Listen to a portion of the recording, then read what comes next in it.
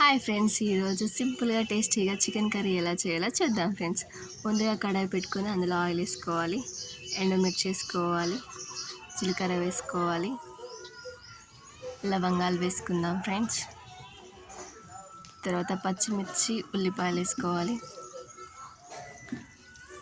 ఉల్లిపాయలు వేసుకొని కలుపుకోవాలి.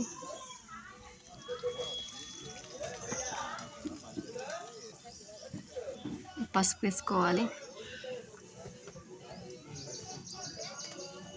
అల్లం వేసుకోవాలి ఫ్రెండ్స్. అల్లం బాగా కలిపేంతవరకు కలుపుకోవాలి.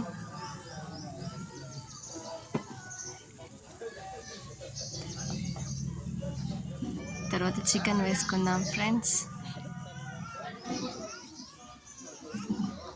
చికెన్ వేసుకొని కలుపుకోవాలి బాగా.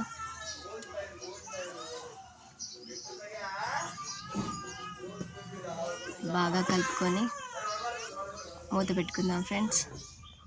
తర్వాత కారం వేసుకోవాలి. వాటర్ వేసుకుందాం ఫ్రెండ్స్. వాటర్ వేసుకొని సాల్ట్ వేసుకుందాం. కొంచెం గరం మసాలా వేసుకోవాలి. కాసేపు ఉడకనివ్వాలి. చికెన్ ఉడికిన తర్వాత కొత్తిమీర వేసుకోవాలి ఫ్రెండ్స్. అంతే ఫ్రెండ్స్, చికెన్ కర్రీ రెడీ. చికెన్లోకి పచ్చని రొట్టె ఎలా చేసుకోవాలో చూద్దాం ఫ్రెండ్స్. ఇప్పుడు స్టవ్ మీద వాటర్ పెట్టుకుందాం.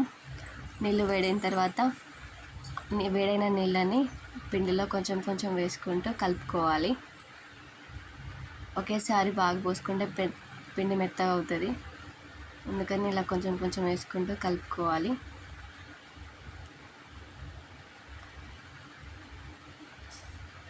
నీళ్ళు వేడిగా ఉండడం వల్ల చేతికి కాలుతుందని మా అత్తమ్మ గంటెతో కలుపుతుంది.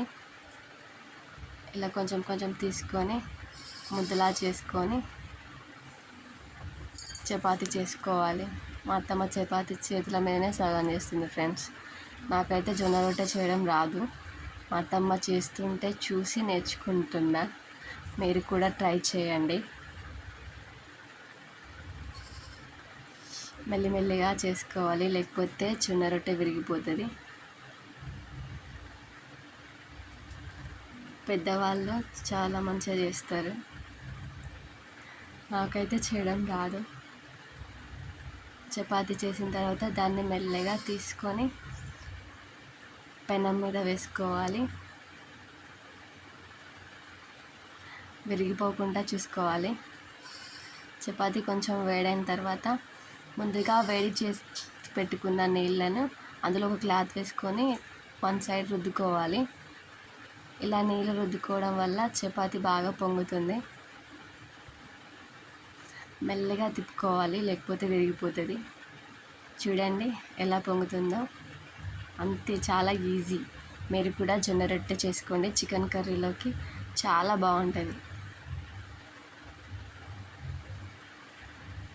చూడండి, చాలా టేస్టీగా ఉంది. మీరు కూడా ట్రై చేయండి.